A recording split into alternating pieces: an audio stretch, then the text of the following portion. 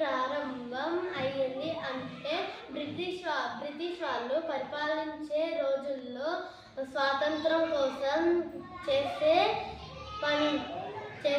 స్వాతంత్రం కోసం మనం పోరాటం చేసేటప్పుడు బ్రిటిష్ వాళ్ళు మనం స్వాతంత్రం కోసం పోరాడుతున్నామని తెలుసుకొని గుంపులుగా ఉంటే చంపేస్తామని బెదిరించారు. అప్పుడు తిలక్కి ఒక ఐడియా వస్తుంది. తిలక్ ఒకటి అందరూ ఇంట్లో పూజించే వినాయకుడు కాకుండా అందరూ కలిసి ఊరిలో పూజిస్తే బాగుంటుంది.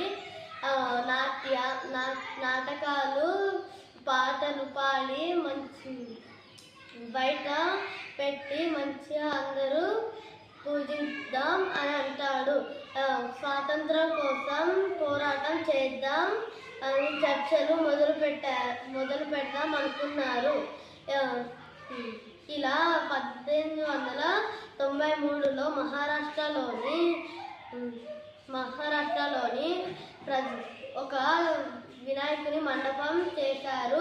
ప్రజలు సంఖ్యలో పెరిగింది, దేశం మీద ప్రేమ పెరిగింది. ఇలా బ్రిటిష్ వాళ్ళను ఎలా తరిమి కొట్టాలో ఆలోచించారు. ఈ పండుగ ప్రజల పండుగ అయింది. ఆ రోజు నుండి వినాయకుడిని పెట్టి పూజించారు, పాటలు పాడారు, నాటకాలు చేశారు. ప్లాస్టర్ ఆఫ్ ప్యారిస్తో చేసిన విగ్రహాలను పెట్టకూడదు. మట్టి విగ్రహాన్నే పెట్టాలి. మనం మన పర్యావరణాన్ని కాపాడుకోవాలి. జై గణేష్ మహారాజ్కి జై.